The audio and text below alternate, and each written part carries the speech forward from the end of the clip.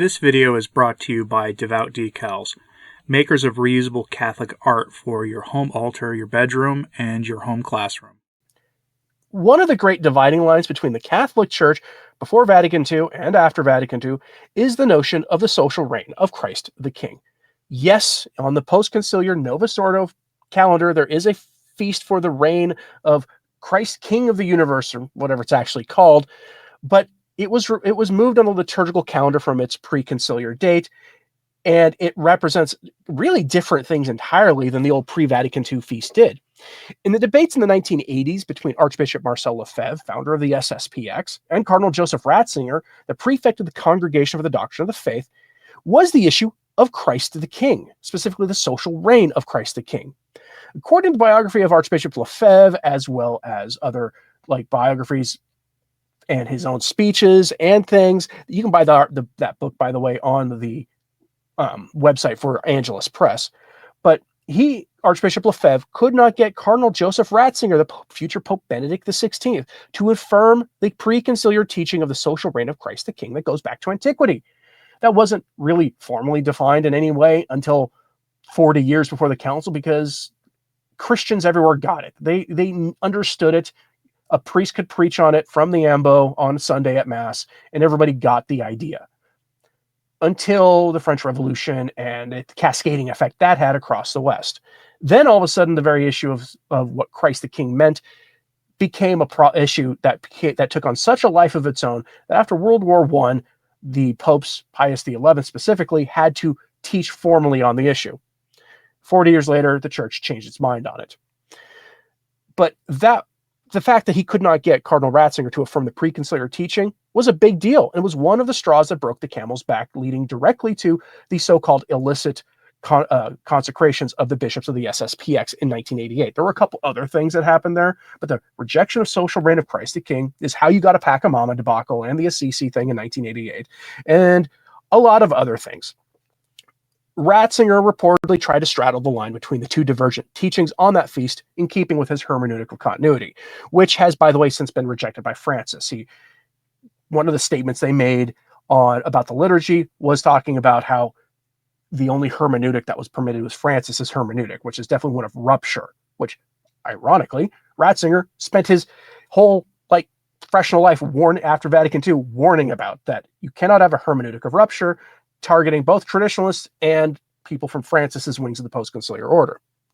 Francis gets to make the rules now, and he rejected the hermeneutic of continuity outright. Now, fast forward a few decades from that debate, and now the Catholic teaching of Christ the King is forbidden in practice. And if you don't believe me, let's go to Gloria TV for this remarkable story, because they're not hiding it anymore. These folks are not hiding it. Headline: Cardinal of Barcelona bans lecture on Christ the King. If you ever want to know if your bishop is Catholic or not, this doesn't put aside the difference between the two, the pre-conciliar, post-conciliar debate. And Dr. Peter Kwasniewski has an article on this, I think, on his Substack, if you want to read it, about what the differences are, because they really are fundamentally different theological positions. But put aside that for the moment. The very fact that if you want to basically find out if you have a Catholic bishop or not, the easiest way is to find out whether they believe Christ is king or not. If they think that's just some metaphysical, symbolic metaphor for Jesus being, the focus of our hearts and things as we go make a better utopia, or whether or not he's actually, we believe what the church has said about the reign of Christ the King. Here are the details from this quote. On Tuesday, January 21st, Don Christian Vina was due to give a talk on Christ the King in the parish of Sant Jordi de Valcara in Barcelona, Spain. But Juan Jose Omea, the Archbishop of Barcelona, forbade it. The lecture was to present Pope Pius XI's encyclical Quas Primus, this is the pre-conciliar form, in which he established the feast of Christ the King and emphasized the universal kingship of our blessed Lord. If the talk had been about the end-of-decade program or James Martin propaganda, Juan Jose Omea would not have objected, writes the article that published this, end quote. The bishop objected to the pre-conciliar form, forbidding him to teach on it. We need to think about that in terms of the very basic claim that the more conservative types tend to make, which is that this is the same church as it was before Vatican II. It's the same religion. There's a lot of confusion on how things go. We should look at things through a hermeneutic of continuity. The powers that be in Rome now do not believe in a hermeneutic of continuity. They don't. If the authorities in the church reject the old theology of Christ the King, then they can change anything they want in the church. According to the Catholic faith, Christ is king not only of our private lives and of our private actions, but in all of society as well, whether society chooses to recognize him or not. And as such, secular laws should not violate basic Catholic morality. Now, this is not an endorsement of theocracy. It is not.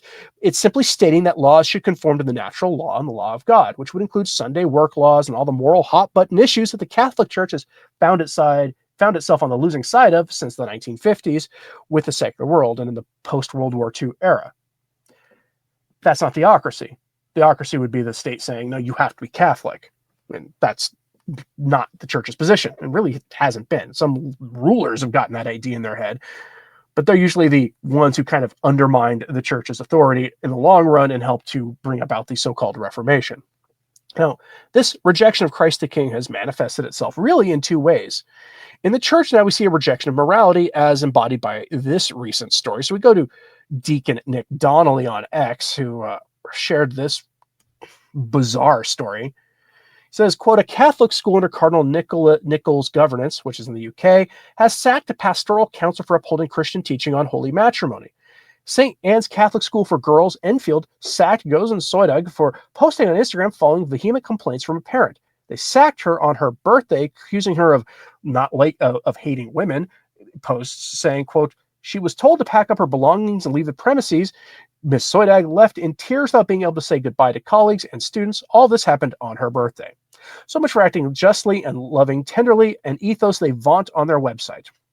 Posted originally by Christian Concern, they say a Christian social media influencer sacked by North London Catholic School for supporting biblical matrimony on Instagram in her own time will appeal a tribunal ruling which has upheld her dismissal and denied her right to free speech. This is in the UK, so the secular laws are not going to be on her side on this, by the way. The UK is not a free country. It hasn't been for quite a while now. If you know anything about what's going on there involving social media, it's scary. Supported by the Christian Legal Center, Gozen Soidag had launched legal action against St. Anne's Catholic High School for Girls for wrongful dismissal, harassment, discrimination, and breaches of her human rights on the grounds of her Christian beliefs. During proceedings, the assistant head teacher at the school, Joe Saunders, was asked if Gozen's free speech had been curtailed. In response, the assistant head said, we did not curtail her free speech. We just said that she had to take down her posts.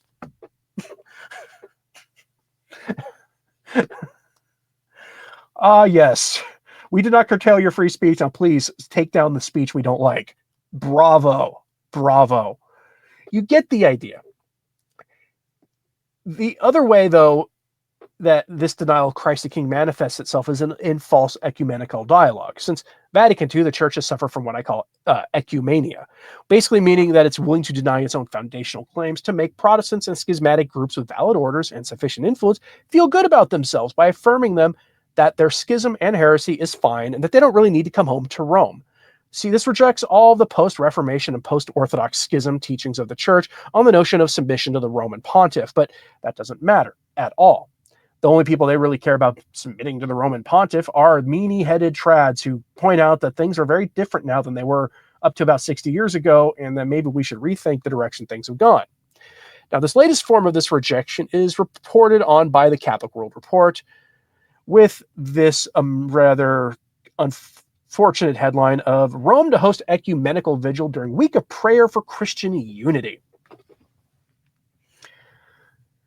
The only authentic Christian unity comes in recognition of and submission to the papacy. That's the only form that matters, because to submit to the papacy means you submit to right belief, the same faith on all matters, including about the Eucharist, holy orders, apostolic succession, whatever you care to name. It's all there. Marian dogmas, all of it. But in this so-called push for Christian unity, they are not united in truth. Protestants don't even agree with Catholics on things like, what did the incarnation mean? Is Mary the mother of God or merely the mother of Jesus? On Our Lady's perpetual virginity. They don't necessarily agree on, in some cases, on the reality of the resurrection. Spend any time on social media encountering Protestants, especially American Protestants, and you start to see literally every old ancient heresy settled 2,000 years ago in some cases, popping back up in especially American Protestant groups. American Protestantism is weird by comparison to, say, traditional European Protestantism. Authentic ecumenical dialogue should be about how to bring schismatic groups home and heretical schismatic groups to leave heresy behind and submit to the Roman pontiff, to clear up misunderstandings of church teaching, and to show where the errors in their own theology are. That's what it should be. It can't be surrendering on issues to them, because to do so means that you are surrendering on the most basic claim the church makes, which is that the church was founded by Christ on the rock of Peter, who has promised that it will be guided by the Holy Spirit into all truth. You cannot say, well, okay, fine, we'll back off on transubstantiation, or yeah, fine, we'll back off on the limitation of who can be ordained or whatever. You can't do that, because otherwise you're saying the Holy Spirit made a mistake, and the whole thing falls apart immediately. But that would be authentic ecumenical dialogue. This is not. It's a rejection of Christ the King. Quote, the week of prayer for Christian unity, which runs January 18th to the 25th, takes on special significance this year because of the 1700th anniversary of the first ecumenical council in history, the Council of Nicaea in AD 325. On January 25th, the feast of the conversion of St. Paul, Pope Francis will conclude this week of prayer with Vespers in St. Paul outside the walls of Basilica at 5:30 p.m. Rome time. In addition, on Thursday, January 23rd at 6 p.m., the Diocese of Rome will organize a traveling vigil involving 3 different places of worship. The Lutheran Church, located outside of 70 Via Sicilia in Rome, yes, a Lutheran church in Rome, St. Andrew Orthodox Church, also in Rome, and St. Camillus de Les Parish, also in Rome. According to a statement released by the Vicariate of Rome, it's not simply a prayer vigil, but, quote, a brief pilgrimage in 3 stages, with biblical meditations intended for evangelicals, Orthodox, and Catholics. This giving of gifts also represents circularity, communion, and diversity within the same faith, said Monsignor Marco Gnavi. Note what he said there, within the same faith. Heresy. Head of the Office for Ecumenism and Interreligious Dialogue of the Diocese of Rome. The prayers and reflections for this event were drafted by the Brothers of the Monastic Community of Bows in northern Italy, together with the international group appointed by the Dicastery for Promoting Christian Unity and the Faith and Order Commission of the Ecumenical Council of Churches. The theme for the week, Do You Believe This?, is inspired by the dialogue between Jesus and Martha during Jesus' visit to the home of Martha and Mary in Bethany, for their brother Lazarus had passed away, as recounted in John's Gospel. According to Navi, the theme chosen this year is central because today not only the churches, but also the peoples must face many forms of real death, which also includes division, separation to the point of conflict, and redacted of people not involved. Even in one's personal life, the priest continues, many are alone in the uncertainty of the present, the need for answers arises. The dialogue between Jesus and Martha shows how in every man and woman there is an implicit or explicit question about faith. These words also help us to remember the anniversary of the Council of Nicaea, which gave us this profession of faith that unites us all in baptism, he concluded, end quote. He's kind of invoking, when he talks about this faith within us, this is modernism again. Pius X, in his encyclical defining the heresy of modernism as the synthesis of all heresies, the encyclical called Pascendi Dominici Gregis, one of the key elements of modernism he described in there was the reduction of faith to an internal experience that you then share with other people. And they share their internal experience with you, and from there you figure out what the truth of faith is. He called that a heresy. And it is. And you just saw it just kind of hinted at there. And it's all connected to this rejection of the social reign of Christ the King. All right, folks. Thanks very much for tuning in today. And as always, pray for the church. I'm Anthony Stine. Ave Maria.